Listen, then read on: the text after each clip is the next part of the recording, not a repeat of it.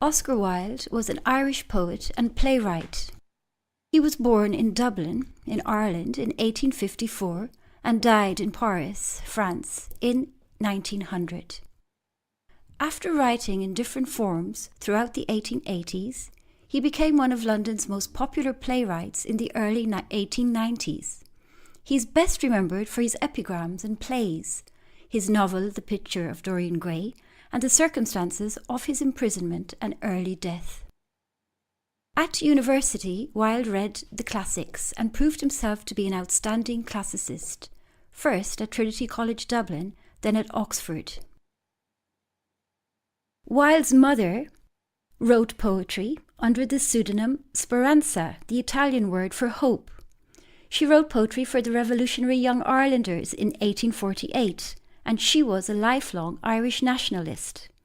She read the Young Irelanders' poetry to her children, to Oscar, Willie, and Isola, and inculcated in them a love of these poets.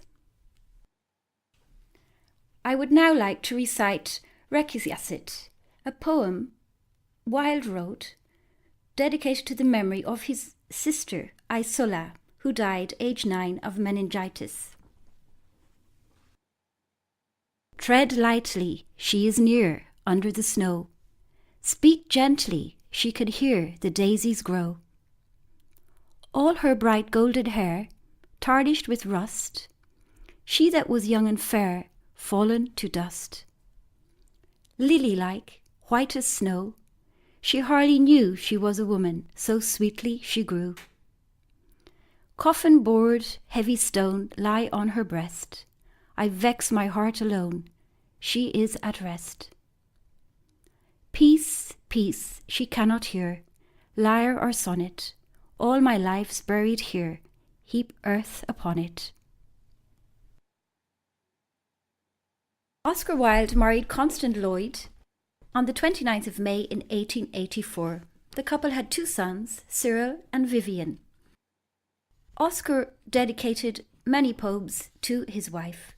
I will now like to recite Roses and Rue. Could we dig up this long-buried treasure? Were it worth the pleasure? We never could learn love's song, we are parted too long. Could the passionate past that is fled call back its dead?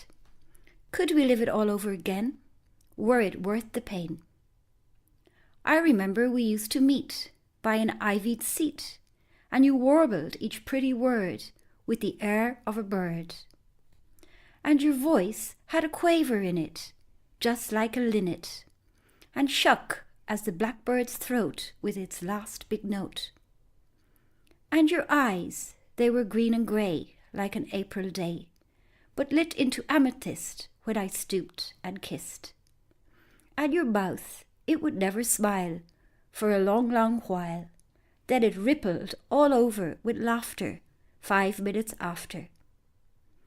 You were always afraid of a shower, just like a flower. I remember you started and ran when the rain began. I remember I never could catch you, for no one could match you. You had wonderful, luminous, fleet, little wings to your feet. I remember your hair. Did I tie it? For it always ran riot, like a tangled sunbeam of gold. These things are old. I remember so well the room and the lilac bloom that beat at the dripping pane in the warm June rain. And the colour of your gown, it was amber brown, and 2 yellow satin bows from your shoulders rose. And the handkerchief of French lace, which you held to your face, had a small tear left a stain, or was it the rain? On your hand, as it waved adieu, there were veins of blue. In your voice, as it said goodbye, was a petulant cry. You have only wasted your life. Ah, that was the knife. When I rushed through the garden gate, it was all too late. Could we live it over again? Were it worth the pain? Could the passionate past that is fled call back its dead? Well, if my heart must break, dear love, for your sake, it will break in music. I know, poets' hearts break so. But strange that I was not told that the brain can hold in a tiny ivory cell God's heaven and hell. Later in his life, Oscar Wilde dedicated poetry to lost and forbidden love. Flower of Love. Sweet, I blame you not, for mine the fault was. Had I not been made of common clay, I had climbed the higher heights unclimbed yet, seen the fuller air, the larger day. From the wildness of my wasted passion, I had struck a better, clearer song, lit some lighter light of freer freedom, battled with some hydra-headed wrong. Had my lips been smitten into music by the kisses that but made them bleed, you had walked with Bice and the angels on that verdant and enamelled mead. I had trod the road which Dante treading saw the suns of 7 circles shine.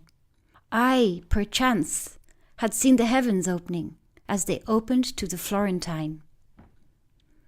And the mighty nations would have crowned me, who am crownless now and without name, and some orient dawn had found me kneeling on the threshold of the house of fame. I had sat within that marble circle, where the oldest bard is as the young, and the pipe is ever dropping honey, and the lyre's strings are ever strung. Keats had lifted up his hymeneal curls from out the poppy-seeded wine, with ambrosial mouth had kissed my forehead, clasped the hand of noble love in mine. And at springtide, when the apple blossoms brushed the burnished bosom of the dove, 2 young lovers lying in an orchard would have read the story of our love, would have read the legend of my passion, known the bitter secret of my heart, kissed as we have kissed, but never parted as we two are fated now to part. For the crimson flower of our life is eaten by the cankering worm of truth, and no hand can gather up the fallen withered petals of the rose of youth. Yet I am not sorry that I loved you.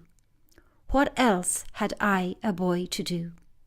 For the hungry teeth of time devour, and the silent-footed years pursue.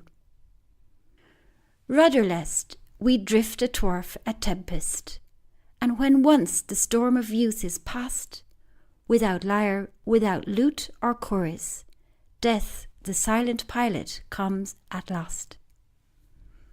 And within the grave there is no pleasure, for the blind worm battens on the root, and desire shudders into ashes, and the tree of passion bears no fruit. Ah, what else had I to do but love you? God's own mother was less dear to me, and less dear the Satyrian rising like an aged lily from the sea. I have made my choice, have lived my poems, and though youth is gone in wasted days, I have found the lover's crowd of myrtle better than the poet's crowd of bays.